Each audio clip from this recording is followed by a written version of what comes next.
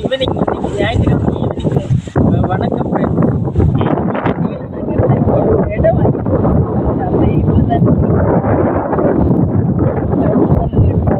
இப்போ தான் current connection வந்துருக்கு எல்லா இடத்துக்கும்.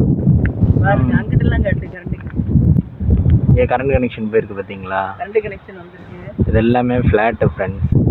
நாங்கள் இது வந்து எல்லா இடத்துலையுமே ஃப்ளாட்டு பெருசாக போட்டிருந்தாங்க. நாங்கள் ஃப்ளாட் வந்து வாங்கியிருந்தோம். ஃப்ளாட் வாங்கியிருந்தோம் ஃப்ரெண்ட்ஸ். சரி அதை எப்படி கரண்ட் கம்பம் போட்டிருக்காளே என்னென்னு பார்க்கலாம்ட்டு இப்போ வந்தோம் ஃப்ரெண்ட்ஸ். நல்லா ரோடெல்லாம் பைபாஸ் இது மாதிரி இருக்குது, நல்லா கார் போகிற மாதிரி ரோடு நல்லா இருக்குது. நாங்கள் கட்டின இடம் தான் இந்த வீடு. கட்டின இடம் அவ்வளோ தூரம் டெவலப் இதுவாக இல்லை. இது இப்போ வாங்கி இது அதுக்கப்புறம் இப்போ வாங்கி போட்டோம் ஃப்ரெண்ட்ஸ். இந்த இடம் எத்தனை சென்ட் மம்மி வாங்கினீங்க? ஒரு 5 சென்ட் வாங்கி போட்டோம். அது சென்ட் எவ்வளோக்கு வாங்கினீங்க? சென்ட் இது 2 ரூபான்னு வாங்கினோம் ஃப்ரெண்ட்ஸ். 5 சென்ட் 10 நிமிஷம். இது வாங்கி எவ்வளோ நாள் ஆச்சு? வாங்கி எவ்வளோ நாள் ஆச்சு? வாங்கி 3 வருஷம் ஆச்சு ஃப்ரெண்ட்ஸ். இப்போ கூட விலைக்கு கேட்டால் கொடுக்கலாம், யாரும் கேட்டாங்கன்னா. நீங்கள் கொடுக்குற பிளானில் தான் வாங்கினீங்களா? வீடு அங்கே இதுக்கு நாளைக்கு வார பொண்ணுங்க அங்கே இருக்க மாட்டோம்னா இங்கே வீடு கட்டிக்கலாம்னு நினச்சி எல்லாருமே வீடு கட்டிடுவா. எல்லாரும் ஃப்ளாட்டு தான் வாங்கி கொடுத்துருக்காங்க. இதில் எத்தனை ஃப்ளாட் மம்மி?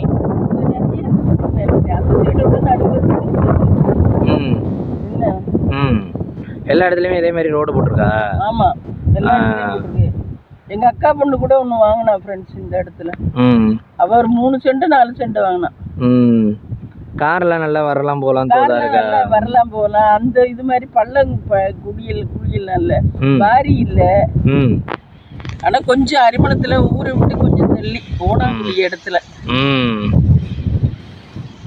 பாருங்க ஃப்ரெண்ட்ஸ் எப்படி இருக்கு இயற்கை. இது இன்னும் கொஞ்சம் நல்ல வீடு கட்டிட்டாங்கன்னா பக்கத்துல தான் வீடு வரும். இல்லை இந்த ரோடு பக்கத்துலேயே பார்த்தீங்களா? இதெல்லாம் ஃப்ளாட்டு கல் ஊனிருக்கா பாரு. அதே மாதிரி அளந்து கல் ஊனிருக்கா. எங்க வீட்டு 81 ஃப்ளாட் நம்பரா?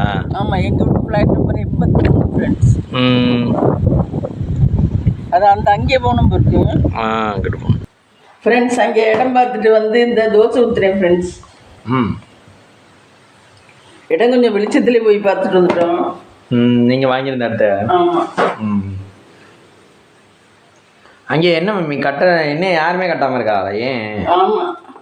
என்ன காரணம்? அது கரண்ட் கம்பம் வரல. இப்போ கரண்ட் கம்பம் வந்துருச்சு. கரண்ட் கம்பம் வந்தோடனே கட்ட ஆரம்பிச்சிருவா. ஆமாம், இன்னைக்கு கட்ட ஆரம்பிச்சிருவா. வரிசையாக கட்ட ஆரம்பிச்சிருவா. ஒரு ஆள் கட்டிட்டானா அடுத்த வரிசையாக வளவளன்னு கட்ட ஆரம்பிச்சிருவா. பணம் வந்து ரொம்ப அத்தியாவசியமான பொருள். ஆமாம், அது எல்லார்ட்டையும் சரளமாக கிடைக்க மாட்டேங்குதுல்ல. சரி, வீடு தானே இம்பார்ட்டன்ட் தானே? வீடு இம்பார்ட்டன்ட், பணம் கிடைச்சில்ல கட்டணும் எல்லாரும். அது சொல்லுங்க. வீடு இல்லாமலாம் இருக்க முடியாதுல்ல, தெருவில் இருக்க முடியாதுல்ல. இருந்தா தானேப்பா எதுவுமே. ஆமாம், இருந்தா தானே நீ சாப்பிடுவ. இல்லைன்னா என்ன பண்ணுவ? கடனை வாங்கி சாப்பிட முடியாது. இல்லை சொல்கிறேன், கடைக்காரன் மட்டும் தருவேன். அவன் எத்தனை நாளைக்கு தருவேன்? அதே மம்மி, பிரதமர் மோடி வருகையை பார்த்தீங்களா மம்மி? ஆமாம், பிரதமர் மோடி திருச்சி வந்திருக்காராம் ஃப்ரெண்ட்ஸ். திருச்சி கங்கை கொண்ட சோழபுரத்தில் நாணயம் வெளியிடுறாரு மம்மி. ஆமா, என் மகன் திருச்சியில இருக்க ஊட்டியில இருக்கானா. திருச்சியில இந்த நம்ம இது இருக்குல்ல, இந்த கவர்மெண்ட் ஆபீஸ் ஒன்று இருக்குல்ல, முனிசிபாலிட்டி ஆபீஸ், அந்த அங்கிருந்து இந்த head post office, TVS tollgate, airport வரைக்கும் வந்து ரோட் ஷோ நடத்திருக்காரு. ரோட்லயே போயிருக்காரு, கார்லயே. அவருக்கு பந்தோபஸ்து அவ்வளோ பந்தோபஸ்து, கருப்பு படைகள், சிவப்பு படைகள், பச்சை படைகள், எல்லா படைகளும் ரோட் ஷோ. அதாவது காருக்குள்ள உட்காந்து கையை மட்டும் காமிச்சுக்கிட்டே போவார். 2 சைடும் மக்கள் நிற்பா. இது ரோட் ஷோ. இது மற்ற வண்டிகள் எல்லாம் அலோவ் பண்ணலை, அந்த மாதிரி நடத்திட்டாங்க.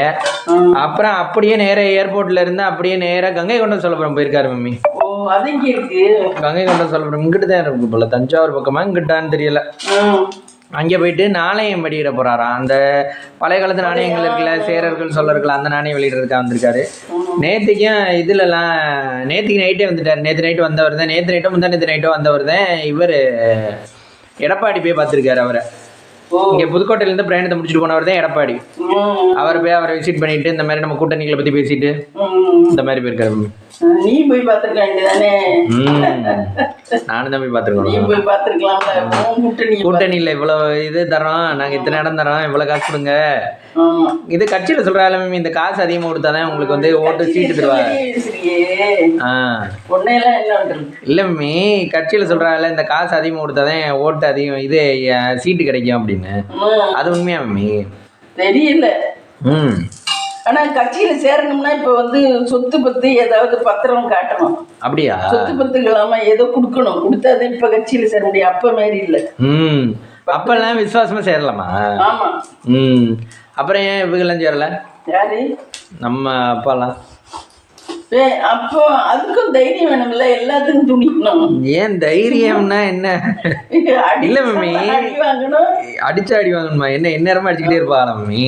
அது நம்ம உள்ளதுக்கே திறமை இல்லை, இங்க ஒரு குடும்பம் நடத்தவே திறமை இல்லையா? குடும்பம் நடத்த திறமை வேண்டாம். ஏன் சும்மா இருக்கவங்க எத்தனை பேர் ரோட்ல திரியிறாங்க கட்சியில, எங்க தலைவர் தான் பெருசு, உங்க தலைவர் தான் பெருசு அப்படின்னு சொல்லிட்டு திரியிறாங்க. சரியா இருக்கும். ஆனா வந்து கட்சிக்கு உண்மையான இதுக்கு சரியா வராது. கட்சிக்கெல்லாம் கொஞ்சம் திறமை வேணும், நல்லா மாத்தி பேசலாம் தெரியணும். மாத்தி பேசுறதை விட இது இந்த எந்நேரமும் இந்த பெரிய ஆளுக்கு தினமே பேசுற திறமையில வரணும். சின்ன ஆளுகள்லாம் சும்மா தொண்டு மாதிரி பண்ணிட்டு போக வேண்டியதுனே. கட்சி ஒரு நாளைக்கு பெரிய ஆளா வருவாங்கல்ல.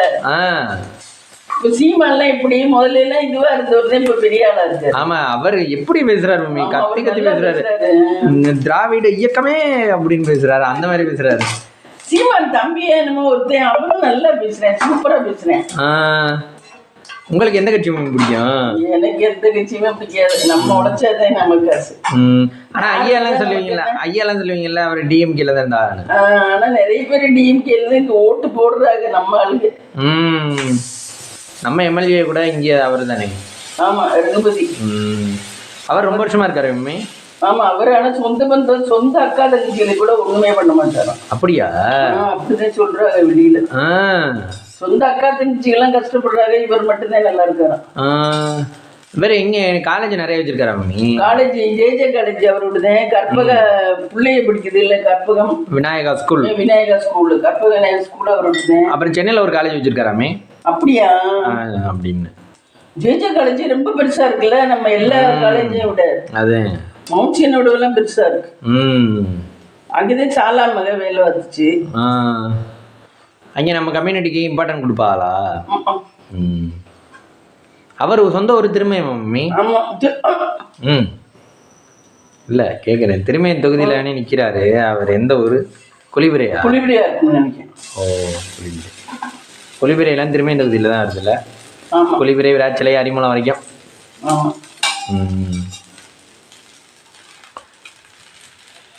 நம்ம ஆளுகெல்லாம் நமக்கு உதவவே மாட்டாங்க. நம்ம திருச்சி போயிருந்தா கூட ஏதோ பாவம் புண்ணியம்னு பண்ணுவாங்க. நம்ம ஆளுக செட்டியாரு, செட்டிக்கு எதுவும் செய்ய மாட்டாங்க. அடுத்த ஆளுகளுக்கு தான் செய்வாங்க. அதுவும் என்ன பயத்துல செய்வாங்க, எங்கேயே நம்ம குடும்பம் நம்மளை போட்டு தள்ளிடுவாங்க செய்வாங்க. என்னைக்கு இருந்தாலும் நம்ம உழைச்சாதான் காசு, நம்ம திறமையா இருந்தாதான் காசு. எதையும் யாரையும் எதிர்பார்க்க கூடாது. வாழ்க்கையான நடத்திட்டு போயிட்டே இருக்கணும். அதிர்ஷ்டம் இருந்து கடவுளா 10 ஒரு லாட்டரிக்கு நடிச்சுச்சா, அந்த மாதிரி எல்லாம் இருந்தா பரவாயில்ல. இது பிரதமர் மோடி ஏர்போர்ட்ஸ்ல தான் வந்திருக்காரு. தனி ஹெலிகாப்டர் இருக்குல்ல, அந்த இதுல தான் ஏர்போர்ட்ல தான் வந்திருக்காரு. படப்படப்படன்னு அடிச்சுக்கிட்டே வந்து புழுதி பறக்க வந்து இறங்கினாரு அப்படின்னு போட்டிருக்காங்க. அவ்வளோ புழுதி போட்டுருக்கு மண்ணில், அவ்வளோ ஒரு சிலையும் ஒழுங்காக சுத்தம் பண்ண மாட்டாங்க அவ்வளோ. அதனால ஆனால் இப்போ சொல்லிருக்காங்க, இது அவர் எலெக்ஷன் டயத்தில் தான் இங்கே வராரு. எலெக்ஷன் 2026 சட்டசபை தேர்தல் வருதுல்ல, 2026 முதல்வர் எலெக்ஷன் வருதுல்ல, சிஎம்மா எடப்பாடியான்னு கேட்குறாரு. அதில் வந்து எடப்பாடிக்கா சப்போர்ட் பண்ணுறதுக்கு தான் வந்திருக்காரு அப்படின்றாங்க. ஆமாம், எடப்பாடிக்கு தான் அவர் சப்போர்ட் பண்ணுவார். ஆனால் வந்து சப்போர்ட் பண்ணி ஜெயிச்சிருச்சுன்னா எடப்பாடி வந்து அவர் சொல்கிறத கேட்கணும், இல்லைன்னா எடப்பாடியே வேலையில் தூக்கிடுவார். அந்த மாதிரி அல்லது எடப்பாடி அதெல்லாம் நல்லாவே போடுவார். நீங்கள் ஆமான்னு சொல்கிறவங்களையும் நான் பண்ணிட்டு வந்துட்டேன்னு சொல்லிடுவார் இவர். அப்படித்தாண்டா இருக்கு, நீங்கள் வாடா வெறி குட்டுறா அப்படிம்பாரு. தலைமை என்ன சொல்லுவாரு, கொஞ்சம் மக்களுக்கு யோசிப்பாரு.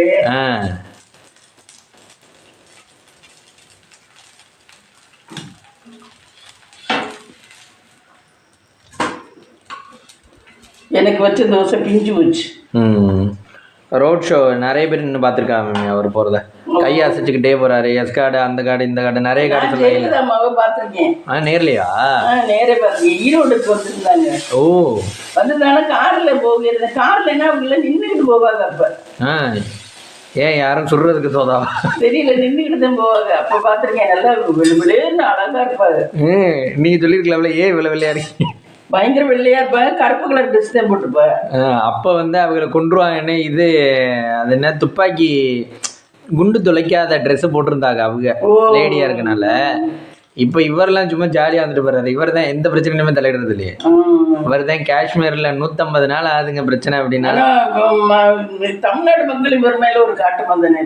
இவரை போடவே இல்லைல்ல ஓட்டு. போன வாட்டி எலெக்ஷன்ல ஒரு 0% தான் மம்மி.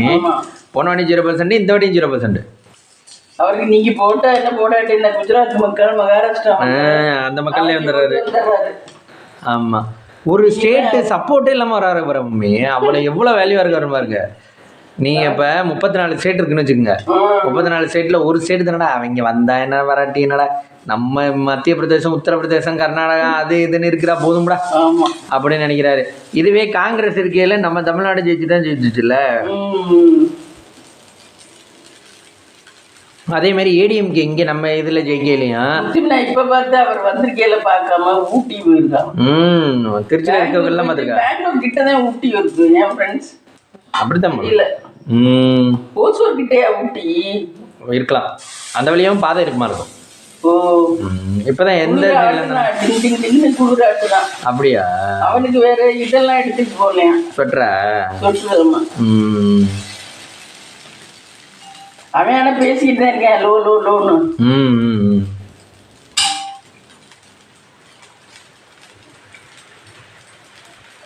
ஊட்டியில போக முடியாது, அவ்வளவு குளிராட்டம் போச்சு. குளிராட்டுதுன்னா இனிமே வர்ற புரட்டாசி, வைகாசி இல்ல புரட்டாசி, புரட்டாசி தானே இப்ப ஆவணி, புரட்டாசி, ஐப்பசி எல்லாம் இப்படி இருக்கும். அதுல இன்னும் குளிர் விரைச்சு போயிடும். இது ஊட்டி குளிராமி, கொடைக்கானல் குளிராமி தெரியல. நான் அங்கெல்லாம் போனது இல்லப்பா. ஏன் நீங்க எங்கேயுமே போனதில்ல? கொடைக்கானலும் போனதில்ல, ஊட்டியும் போனதில்லை. அப்புறம் எங்கேயோ ஃப்ளவர் ஷோ பார்த்தேன்னு நீங்க, அது ஏற்காடா? ஏற்காடு போயிருக்கீங்க? ஏற்காடு குளிருமா குளிராதா? ஏற்காடுலாம் மலையா தான் இருக்கும். போறது மலையில தான் போகணும், பஸ்ஸே போகும் மலைக்கு. சரி, ஆனா குளிருமா என்னன்னு எனக்கு தெரியல. அப்ப நீங்க எவ்வளவு? நீ பிறக்கல, நீ பிறக்கும் கட்டியும் போனது. ஓ, குளிர்மான இதெல்லாம். ஆனா பூவெல்லாம் அழகா இருக்கும் ஃப்ளவர் ஷோவில். ஆனா ஒரு பூவை கை வைக்க முடியாது, ஆளுக்கு நிற்பாங்க. ஒரு பூவை ஆசைப்பட்டு பறிக்க முடியாது. காசு கொடுத்து வாங்க முடியாதா? தரமாட்டாங்களா? தரமாட்டாங்க. அது தொடங்கி வைக்கிறதுக்கு தான் இந்த எல்லா இடத்துலையும் ரோட் ஷோ தொடங்கி வைக்கிறதுக்கு தான் இந்த அவங்க சிஎம் வராங்க, அவங்க வராங்க, இவங்க வராங்கன்னு சொல்கிறாங்களா. அது ஊட்டியில எல்லாம் ஆமாம் ஃப்ளவர் ஷோ வைக்கிறாங்கன்னு நினைக்கிறேன். கொடைக்கானல் வைக்கல போல, ஊட்டியில இங்கே வைக்கிறாங்க. இந்த கிளைமேட்ல பூவெல்லாம் இருக்கும். இது குளிர்ச்சி வேணா இருக்கும், மற்ற பூவெல்லாம் இருக்காது. மற்ற பூவெல்லாம் மல்லிகை பூவெல்லாம் வெயில் காலத்துக்கு தான் வரும். அப்படியா? சித்திரை வைகாசியில தான் வரும். அப்போ ஏற்காடுல மட்டும் எப்படி வரும்? ஏற்காடுலயும் மல்லிகைப்பூ இருக்காது, வேற பூ, டால்மியா அது இதுன்னு பூ, வேற நாட்டு பூவெல்லாம் கொண்டு வந்து வச்சிருப்பாங்க. ஆமா, நல்லா இருக்கும். ஆனா பார்க்க அழகா இருக்கும். ஸ்டெப் பை ஸ்டெப்பா வெட்டி மேல மேல மேல வச்சிருப்பாங்க.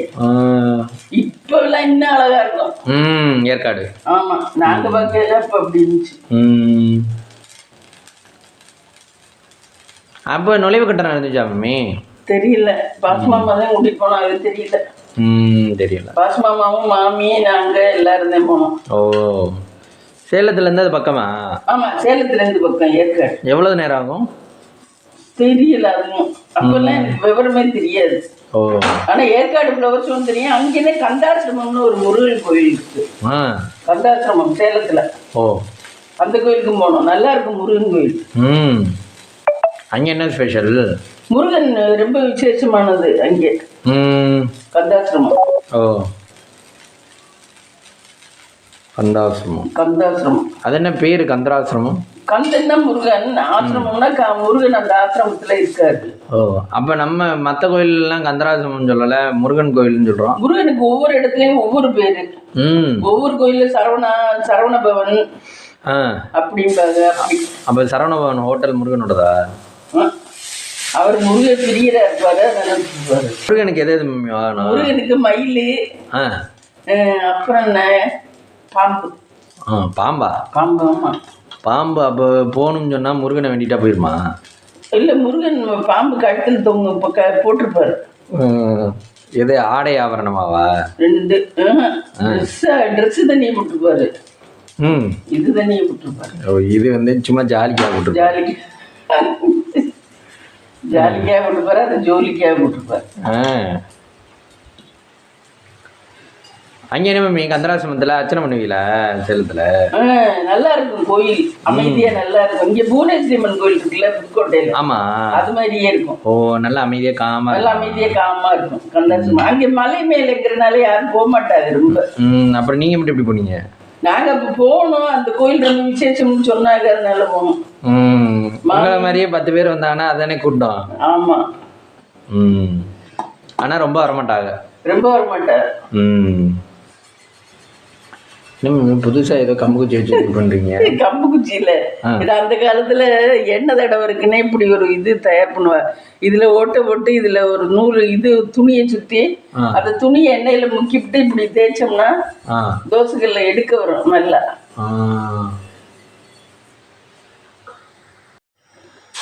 அந்த குச்சியில் என்ன பண்ணுவீங்க? வேற என்ன பண்ணுவா? அது அந்த காலத்துல இதே மாதிரி டியூட்டிங் பாதா? எது அந்த குச்சி? எண்ணெய் தைக்கிற குச்சி. என்ன தைக்கிற குச்சி மேம்? இப்ப இதெல்லாம் இப்ப பண்ணியில் வைப்பாங்க.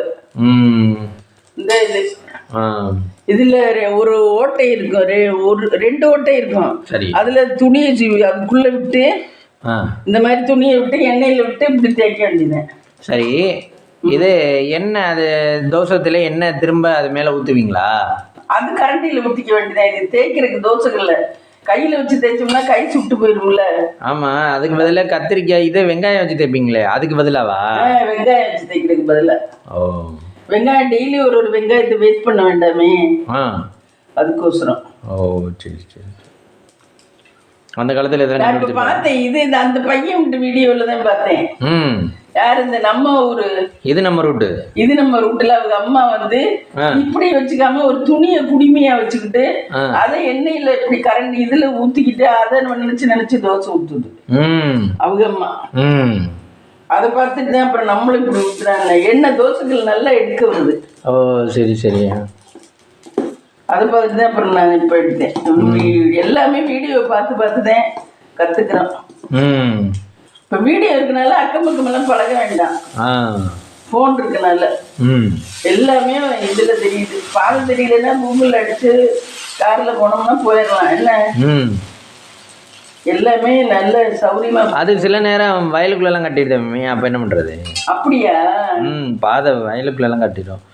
அதே மாதிரி சின்ன சின்ன சந்துகள் இருந்தால் நம்ம இது போகணும்ல, வைத்தீஸ்வரன் கோயில் போயில நீங்கள் டெஸ்டினேஷன் தாண்டிட்டீங்க, டெஸ்டினேஷன் ரீச் பண்ணிட்டீங்க, டெஸ்டினேஷன் இது பண்ணிட்டீங்கன்னு சொல்லலாம். டெஸ்டினேஷனை நம்ம இங்கேருந்து போடுறது திருச்சி டு வைத்தீஸ்வரன் கோயில்னு போடுவோம். போட்டோம்னா அது சின்ன சின்ன வயல்லாம் எங்கெங்கே சந்து இருக்கோ அதெல்லாம் காமிச்சிடும். அதில் போக முடிஞ்சா போயிடலாம். ஆனால் முக்கால்வாசி கரெக்டான ரூட்டு காமிக்கும். சில சமயங்கள் நம்ம ரூட்டு மாறிட்டோம்னா சரி அடுத்த டேர்னிங்கில் போய் இப்போ இந்த டேர்னிங்கில் திரும்ப முடியல, கார் இல்லை உடனே திருப்பணும்ல, இந்த டேர்னிங்கில் திரும்ப முடியல அடுத்த டேர்னிங்கில் திருப்பிக்கலாம் அப்படின்னு சொல்லிட்டு போனோம்னா நீங்கள் ரூட்டு மாறிட்டீங்க அப்போனா நான் சொல்கிறபடி போங்க அப்படின்னு சொல்லிட்டு அதை அந்த மாதிரி சொல்ல இல்லை. பார்த்தீங்கன்னா டவுன்வர்ட்ஸ் எர்த்துன்னு சொல்லிச்சுன்னா அது வந்து நம்ம வயலுக்குள்ளே இறங்குங்கன்னு சொல்லுது. எப்படா வயலுக்குள்ளெல்லாம் இறங்க முடியாது அப்படின்னு சொல்லிட்டு அப்புறம் வேறு பாதையை பிடிச்சி அப்போக்கெல்லாம் அந்த இடத்துல கேட்டுக்கிறணும், கேட்டுக்கிட்டு போகணும் நம்ம. ஆனா இவங்க கும்பகோணத்துல இருக்கு காளஹஸ்தி இந்த கோயில் இருக்குல்ல திருநள்ளாறு, ஆமா, அதுக்கே இதை பார்த்து தான் போனாலும் சீகப்பட்டியில இருக்கிறது. மேப்பை பார்த்து தான் போனாலும். ஆனா கரெக்டா ரீச் ஆயிட்டாங்க. கும்பகோணம் வரைக்கும் ட்ரெயின் போருக்கு தஞ்சாவூர்ல இருந்து, அப்புறம் அங்கே போனாரு. காளஹஸ்தியிலே ஏதோ ஒரு கோயிலில் தானே மேம் இந்த தங்கத்திலே இருக்கும். அது என்ன வேலூரா?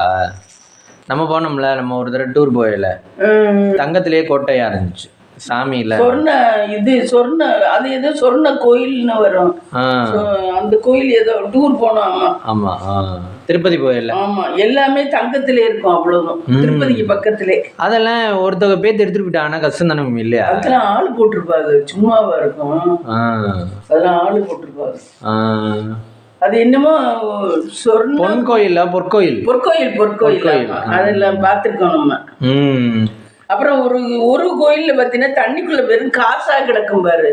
ஆமா, இந்த கட்டி போட்டுருப்பாங்க ஒரு தண்ணிக்குள்ள காசா கிடக்கும், எல்லாரும் போட்டுட்டு வருவாங்களாம். இங்க போனா சில்லற காசா.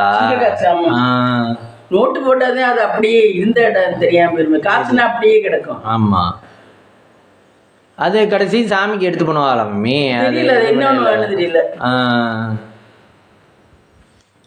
அப்புறம் திருப்பதி போயிருந்தீங்க? திருப்பதி நாங்க போய் நிறைய கோயில் போயிட்டு வந்தோம். காளஹஸ்தி என்னென்னமோ கோயில் போனோம். ஃபர்ஸ்ட் வந்து திருவண்ணாமலை மம்மி.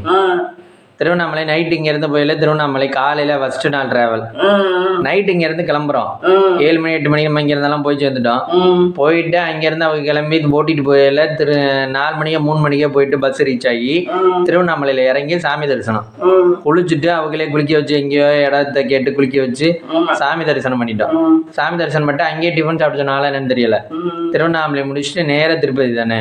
அப்படியா? ஆமா, திருப்பதி போயிட்டு அப்புறம் வர ஆமா அப்படின்னு போயிட்டு வந்தோம். திருப்பதியில வந்து எல்லாம் கடுகு எண்ணெய் தான் சமைச்சு சாப்பிடுற பாரு. கடுகு எண்ணெயில தான் சமைப்பாங்க இங்க. அப்படியா? கடல் எண்ணெய் கிடைக்காது, கடுகு எண்ணெய்னு ஒரு எண்ணெய் இருக்கும். அந்த எண்ணெயில தான் எல்லாமே சமைச்சு கொடுப்பாங்க ஹோட்டல் எல்லாம். ஒரு இடத்துலயும் ஒரு சாப்பாடுலாம் நல்லா இருக்காது. இப்ப கேரளானா தேங்காய் எண்ணெய், இது கடுகு எண்ணெய். ஒரு இடத்துலயும் கடல் எண்ணெய். இதுல எந்த எண்ணெய் மம்மி பெஸ்ட் தெரியல, அவங்க ஊருக்கு தந்து அவங்க பெஸ்ட்டும்பாங்க. தேங்காய் எண்ணெய் முன்னாடி எல்லாம் கொலஸ்ட்ரால்பாங்க, இப்ப பார்த்தா அது நல்லதுங்கிறாங்க. என்ன பண்றதுன்னு. அதுக்கு கேரளால எல்லாம் தேங்காய் தான் கூட கிடைக்குது. ஆமா, அங்கே வாரதில்ல. ஆனா வந்து இவங்க கடுகு எண்ணெய் வந்து டேஸ்டா இருக்கும் மம்மி. கடுகு எண்ணெய் ஆகாது, ரொம்ப ஆகாது அதெல்லாம். ஆனா அவங்க அதான் சமைக்கிறாங்க திருப்பதியில. எது தோசை ஊத்தினாலும் இட்லி ஊத்தினாலும் அவங்களுக்கு கடலை எண்ணெய் கிடைக்காது கடுகு எண்ணெய். இப்ப நீங்க போட்டு காய்கறி எல்லாம் தாளிக்கிறீங்க, எண்ணெய் ஊத்துறீங்கல்ல, அதுலயும் கடுகு எண்ணெய் ஊத்துவாங்க. கடுகு ஆட்டினா என்ன வருமா? அதே கடுகு எண்ணெயா இல்ல வேற என்னன்னு தெரியல. நீங்க பார்த்தது இல்லையா? எனக்கும் தெரியாது. நான் திருப்பதியில தான் அது கேட்டேன். நம்ம போய் சாப்பிட்டோம்ல ஒரு ஹோட்டல், ஆமா ஆமா, அதுல வச்சு அந்த கடியாவட்டில இருந்து வந்தாச்சுல ஒரு அது சொன்னிச்சு இங்க எல்லாம் கடுகு எண்ணெய் தான் அப்படின்னுச்சு. அதுக்கப்புறம் அது போய் எவ்வளவு நாள் மம்மி ஆச்சு? அது போய் இப்ப என்ன 10 வருஷம் இருக்குமா? 10 years இருக்கும். 10 years இருக்கும். அதுக்கப்புறம் திருப்பதி போகல. அதுல நல்ல லட்டெல்லாம் பெரிய லட்டா தருவாங்க. ஏழு ராசிக்கெல்லாம் திருப்பதி அடிக்கடி போக கூடாது. தனுசு ராசி, சிம்ம ராசி, ஏதோ இன்னும் 2-3 ராசிக்கு போக கூடாது, அடிக்கடி போக கூடாது. வேற எந்தெந்த ராசி போகணும்? உங்க ராசி எல்லாம் போகலாம், திருப்பதி போனா நல்லாதான். அஸ்தம் கன்னி. ஆமா, எங்களுக்கு தனுசுக்கு இவங்களுக்கு சூரியன் எதுலயோ இருக்காரு, அதனால நல்லா இருக்காங்க. ஓ சரி. அப்ப நீங்க எல்லாம் வேற கோயில் போகணும். உங்களுக்கு எந்த கோயிலும் தெரியுமா? அதுவும் தெரியாது. அவர் ஆனா இதுல எல்லாம் சொல்றாரு ஜாதகத்துல, நீங்க உங்களுக்கு இந்த நேரம் சரியில்லை, நீங்க இந்த கோயிலுக்கு போங்க, இந்த நேரம் சரியில்லை இந்த கோயிலுக்கு போங்க அப்படின்னு சொல்றாரு. ஆனா அவர் சொல்றபடி பரிகாரம் செஞ்சா கொஞ்சம் தாக்கு பிடிக்கலாம் மம்மி. கொஞ்சம் பிடிக்கலாம். ஆனா எழுதுற விதியை யாரும் மாத்தி எழுத மாட்டாங்க. நமக்கு எழுதப்படும் போதே விதி இதுதான் இருக்கும். இப்ப ரித்திகாவெல்லாம் இந்த மாதிரி ஆனிச்சுன்னா அதுக்கு எழுதின விதி அப்பவே அதான். இல்லைன்னா அது கொஞ்சம் யோசிச்சிருக்கலாம்ல, அந்த யோசிக்க கூட விடலையே கடவுள். கோயிலுக்கு தான் போயிட்டு இருந்துச்சு என்ன. அப்ப அதுக்கு எழுதின விதியை வெல்லாததான் சொல்லுவாள் அந்த காலத்துல. யாராலையும் முடியாது. விதியை மதியால வெல்லலாங்கிறாங்க, அதெல்லாம் நடக்கிறது இல்லை. வேணா நம்ம விதி கொஞ்சம் நமக்கு நல்லா இருந்தா பாம்பு கடிக்க வர நேரத்துல நம்ம முடிச்சுக்கலாம். ஆமா, புரியுதா? ஐயோ பக்கத்துல வந்துருச்சு கடிச்சிருமேன்னு நம்ம வேணா கொஞ்சம் தள்ளி நிக்கலாம். என்ன அப்படித்தான் செய்யலாமே தவிர விதியை வெளில யாராலையும் முடியாது. இல்ல மேமி, இப்ப வந்து ஒருத்தன் உழைக்காமலே இருக்கேன், அவனுக்கு வந்து விதி வந்து வேற போட்டுருக்குன்னு வச்சுக்கோங்க. திடீர்னு உழைக்கணும்னு நினைச்ச மனசுல வந்து கடுமையா உழைக்கிறேன், அப்ப அவனுக்கு கடவுள் விதி வந்து மாத்திடுவாரா இல்ல எப்படி? அது அவன் உழைக்கிறத பொறுத்து, அது கேள்விக்குறிதான். உழைக்கிறத பொறுத்து விதியை மாத்த யாராலையும் முடியாதுப்பா. அன்னைக்கு எழுதுனது அழிச்சு எழுத மாட்டேன்னு சொல்லுவாங்க அந்த காலத்துல. அன்னைக்கு எழுதுனது அழிச்சு எழுத மாட்டேன்னு. இப்ப நம்ம வந்து 60 வயசுல இப்படித்தான் இருப்போம், கடவுள் எழுதி இருப்பாரு. நான் வந்து சின்ன வயசுல கஷ்டப்படணும், வயசானதுக்கு அப்புறம் நல்லா இருக்கணும்னு கடவுள் எழுதினதுனாலதான் நான் இப்ப ஓரளவு நம்ம கொஞ்சமா இருக்கிறோம். ஏன்னா அந்த எழுத்து இருக்கு எனக்கு பழசுல.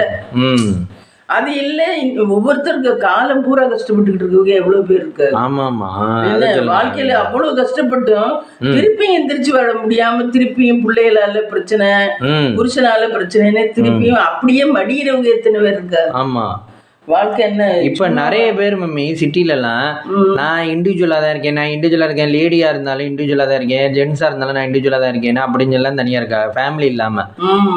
அந்த மாதிரி இருக்கவங்கலாம் அவங்க தலையை விதிங்க அந்த மாதிரி தானே. விதி அப்படிதான். யாராவது பார்க்க கடைசி காலம் பார்க்க வேணும். இப்ப சாந்தி இங்க இருக்கு பாரு, சாந்தி இவங்களோட ஃப்ரெண்டு சாந்தி இருக்கு. ஃப்ரெண்ட்ஸ் அந்த பொண்ணுக்கு நடந்த கதையை கேட்டீங்கன்னா அது அவங்க சொந்த மாமாவே கட்டிக்கிச்சு.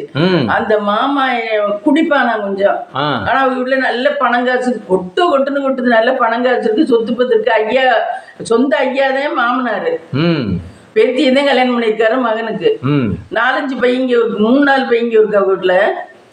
அப்படிதான் நினைக்கிறேன். 3-4 பையன், இவன் ஒரு பையன். அந்த இவனை கட்டியிருக்காங்க. இந்த புள்ள அவனோட திரும்பியே பார்க்க மாட்டேன்னு என்ன ஒண்ணு வச்சு திரும்பியே பார்க்க மாட்டேன்னு இது பாட்டுக்கு இதுதான் பிஏ படிக்கிறோம்னு சொல்லிட்டு காலேஜ்ல வந்து சேர்ந்து பிஏ படிச்சிச்சு ஃப்ரெண்ட்ஸ். ஆனா தாத்தாட்டு இருந்து நிறைய நகை பகை சொத்து பத்தெல்லாம் வாங்கி இருக்கு இந்த புள்ள. தாத்தா நிறைய இந்த பிள்ளைக்கு எடுத்து கொடுத்துருக்காரு. அந்த பிள்ளைங்க என்ன 18 வயசுல தாத்தா அந்த பிள்ளைய நம்பிதான் எல்லாம் கொடுத்துருக்காரு. அது ஆனா மாமாவை ஏத்துக்க மனசு வரல. அதுக்கு மாமாவை ஏத்துக்கவே மாட்டேன்ட்டுச்சு கடைசி வரைக்கும். இதனால அவங்க என்ன பண்ணுவாங்க, இந்த பிள்ளைக்கு ஒரு தங்கச்சி இருந்துச்சு, அந்த தங்கச்சியாவது மாமாவுக்கு கட்டி வைப்போம்னா அவங்க கல்யாணம் நாளைக்கு இன்னும் முடிவு பண்ணாங்க. என்ன இந்த பிள்ளை அதுக்கு கட்ட விடல தங்கச்சியும். இதுக்கு டைவர்ஸ் பண்ணாமலே தங்கச்சியை கட்டி வைப்போம்னு நினைச்சா அவங்க ஐயா மாமிங்க எல்லாரும் பண்ணாங்க. இது கட்ட விடல. கடைசியில பாத்தீங்கன்னா அந்த பையன் பாத்தீங்கன்னா இன்னொரு ஊமை பொண்ணு, வாய் பேச முடியாத பொண்ணை கட்டிக்கிட்டேன் ஒரு வெளியில இருந்து. அந்த பொண்ணை கட்டிக்கிட்டேன். அந்த பொண்ணுக்கு ஆனா 2 குழந்தை பிறந்துருச்சு அந்த பொண்ணுக்கு. இப்ப இந்த பிள்ளை என்ன சொல்லுதான், அந்த சொத்து பத்தெல்லாம் எனக்கு தான், அவன் செத்து போயிட்டேன் ஃப்ரெண்ட்ஸ். அந்த பையன் அப்படியா தூக்க மாட்டேங்கிட்டு இறந்து போயிட்டேன். இந்த பிள்ளையோட மாமா இறந்து போயிட்டேன். இந்த பிள்ளை தாலி எல்லாம் இதுனது அந்த பிள்ளை, தாலி எல்லாம் கலைஞ்சது அந்த பிள்ளை. அந்த பிள்ளைக்கு 2 பிள்ளையும் இருக்கு. இது இப்ப என்ன ஒண்ணுதான், சொத்து பத்தெல்லாம் என் மாமா இப்படிலாம் எனக்கு தான், நீ 2வது வந்ததுதான், உனக்கு உரிமை இல்லை அப்படின்னு சொல்லுதான். எப்படி இருக்கும்? அதுக்கு வாய் பேசவும் தெரியாது, காதும் கேட்காதான், ஊமையும் காதுமா. 2 பிள்ளைய வேற இருக்கு. 2 பிள்ளைய வேற இருக்கு. டைவர்ஸ் பண்ணலையா மம்மி? டைவர்ஸ் பண்ணல இந்த குட்டியை. இது அவனோட வாழவே இல்லையே, ஒரு நாள் கூட இருக்கல. அது இல்ல மம்மி, டைவர்ஸ் பண்ணாம அவங்க அந்த கல்யாணம் பண்ணிட்டா. அதுதான் இங்க பிரச்சனையா இருக்கு. அதனாலதான் பிரச்சனை. போலீஸ் ஸ்டேஷன்லாம் வந்தானா. இப்போ டைவர்ஸ் பண்ணியிருந்தா மம்மி இவங்க வந்து கேட்கவே முடியாது. டைவர்ஸ் பண்ணாதனாலதான் கேட்குறாங்க. டைவர்ஸ் பண்ணல. அதுதான் இப்போ எல்லா இடத்துலயுமே ரூல் தான். ஒரு ரூல் சரியா இருந்துச்சுன்னா, ரூல் படி நம்ம நடந்தோம்னா பெரிய நியாயம் தர்மம் பெரிய ஒழுங்கி மாதிரி பேசும் ஃப்ரெண்ட்ஸ். இப்ப இது நல்ல காலேஜ்ல அங்க எங்கேயோ சம்பாதிக்குது. அங்கே கர்நாடகாவில எங்கேயோ காலேஜ்ல 40-50,000 சம்பளம் வாங்குது, நல்லா இருக்கு. அம்மா தாத்தா வந்து சொத்து அவ்வளவு கொடுத்துருக்காரு. அம்மா தம்பி எல்லாம் நல்லா இருக்காங்க. தம்பி வேலைக்கு போகாமலே இருக்கேன். இப்படி இருக்கும்போது இந்த புள்ள வந்து இந்த பிள்ளைக்கு சொத்து எல்லாம் கொடுக்க வேண்டியதானே, அவன் பங்க மாமாவோட பங்க அந்த புள்ள வச்சுக்க வேண்டியதானே. அதுக்கு அதே ஊருக்கு தான் உபதேசம். அடுத்து என்னமோ சொல்லுவாங்களே தனக்கு கிடையாதுன்னு, அந்த மாதிரி அதெல்லாம் பெரிய ஒழுங்கு மாதிரி பேசும். இப்ப சொத்து பாவம் அந்த பிள்ளை 2 பிள்ளையில வளர்க்க வேண்டாம் அந்த பிள்ளையில. அவர் இல்ல. ஆமா, காதும் கேட்காது, வாயும் பேச வராது. சும்மா உள்ள காலத்திலே இந்த காலத்துல எவனும் இதுங்க மாட்டேங்கிறாங்க. இந்த மாதிரி பிள்ளைலாம் என்ன பண்ணுவாங்க. ஆமா, யாரோ அண்ணனோ தம்பி இருக்கானா, அவன் தான் அந்த பிள்ளைக்கு எல்லாம் பண்றானா, கார்டியனா எல்லாம் பண்றானா. இவங்கள்ட்ட இருந்து வாங்கியும் கொடுப்பேன் போல. அப்படியெல்லாம் நடக்குது. நான் எதுக்காக இது சொல்ல வந்தேன், விட்டுட்டேன், மறந்துட்டேன். ஒரு சில இடத்துல இந்த மாதிரி தான் தன்னை என்ன பண்றப்பனே தெரியாம தான் பண்றா. ஆமா, இல்ல அந்த பொண்ணு வாழ்க்கை வேண்டானுச்சு. வாழ்க்கை வேண்டான்னா அது ஃபுல்லா புறக்கணிக்க வேண்டியதானே. அவன் செத்ததுக்கு அப்புறம் எனக்கு உரிமை இருக்குன்னு எப்படி பண்றது? சாகிற வரைக்கும் அவனை நிமிந்தே பார்க்கலாம். அவனுக்கு இதுங்கவே இல்லை. அவனுக்கு வேற கல்யாணம் பண்ணி 2 பிள்ளையும் ஆயிப்போச்சு. அப்போ ஒரு வழியா அப்படியே இருக்க வேண்டியதானே. ஆனா இவங்க வந்து ரூல் படி பண்ணாதனாலதான் இது சொத்து வாங்கி என்ன பண்ண போகுது. இதுவும் கல்யாணம் பண்ணிக்கல ஃப்ரெண்ட்ஸ். தங்கச்சி கல்யாணம் பண்ணிருச்சு. தம்பிக்கு இனிமேதான் பாப்பால என்னன்னு தெரியல. தம்பிக்கு இந்த பிள்ளை கல்யாணம் பண்ணிக்கல, வயசாயிருச்சு. 36-37 வயசாயிருச்சு. அது கல்யாணம் பண்ணிக்கணுங்கிற நோக்கத்துல இல்ல. அதுக்கு அவ்வளவு ஒல்லியா இருக்கு. இடுப்புல பிள்ளையும் இல்லையா? கல்யாணம் ஆகாம எப்படி புள்ள பிறக்கும்? அதனால இது அதுக்கு இடுப்புல சேலையே நிக்காது ஃப்ரெண்ட்ஸ், அவ்வளவு ஒல்லியா இருக்கும். அப்படி இருக்கும். சம்பாதிக்கிறது நல்லா 50,000 இங்கிலீஷ் பேசி எங்கேயோ ஒரு காலேஜ்ல மகாராஷ்டிராவிலயோ கர்நாடகாவிலயோ இன்ஜினியரிங் காலேஜ்ல ஒர்க் பண்ணுது. அப்படி வாழ்க்கையே இல்லாம இருக்கு அந்த பிள்ளைலாம். அவங்க வந்து பிற்காலத்தை யோசிக்கலையா மம்மி? பிற்காலம் தங்கச்சி செய்வான்னு நினைச்சுக்கிட்டு இருக்கேன் அந்த பிள்ளை. தங்கச்சிக்கு ஒரு குழந்தை பிறந்துருச்சு. தங்கச்சிக்கும் கல்யாணம் பண்ணி அவங்க கீரனூர்ல பெரிய ஆளாம் தங்கச்சி. கீரனூர்ல சொத்து பத்தெல்லாம் நிறைய இருக்கான் அவன் தங்கச்சி வீட்டுக்கு. சரி சரி. தங்கச்சியை கட்டின புருஷனுக்கு நல்ல சொத்து பத்து இருக்கு. அவன் ஐடில வேலை பார்க்கறேன் அவருக்கு தங்கச்சி புருஷன். இந்த பிள்ளை பிஎஸ்சி நர்சிங்கா இருக்கு தங்கச்சி. பிஎஸ்சி நர்சிங் முடிச்சுட்டு நர்ஸா இருக்கு. பிள்ளைய இவங்கள்ட்ட விட்டுட்டு ஆக மொத்தம் அதுக்கும் நல்ல சொத்து பத்து இருக்கு. இது இனிமே சொத்து பத்து கேட்டு வாங்கி என்ன நம்மளாம் ஆளு திங்களாதான் இருக்கும். அப்படி இருக்கையில எதுக்கு தேவைக்கு அம்மாட்ட இருக்கு சொத்து கிடைச்சி இந்த பிள்ளைக்கு தான் வரும். இல்லைன்னா தம்பிக்கு வருமா என்னன்னு தெரியல. தம்பி ஒரு பாடாவது மாமனை மாதிரியே தான் தம்பி. ஆனா அப்படி இருந்தா நடத்திக்கிட்டு இருக்கு. ஆமா. அது என்ன தியாகம் பண்ணது? அது பணத்துக்கு போட்டி ஓட்டுக்கு நிக்குது. பெரிய தியாகி மாதிரி நடந்துக்கு. அதான் ஃப்ரெண்ட்ஸ், தோசை ஆளுக்கு ஒரு தோசை. நைட்டுக்கு டின்னர் பார்த்தீங்கன்னா தோசை ஒரு ஆம்லெட். நான் சாப்பிட்டேன் ஆம்லெட். அவனுக்கு இந்த இருக்கு குழம்பு சாம்பார் கத்திரிக்காய் சாதம் கொஞ்சம் இருக்கு. சாதம் கொஞ்சம் இருக்கு. இதுதான் இன்னைக்கு நைட்டு டின்னர். வாங்க சாப்பிடலாம். இந்த வீடியோ பிடிச்சிருந்தா லைக் பண்ணுங்க, ஷேர் பண்ணுங்க, கமெண்ட் பண்ணுங்க, சப்ஸ்கிரைப் பண்ணுங்க.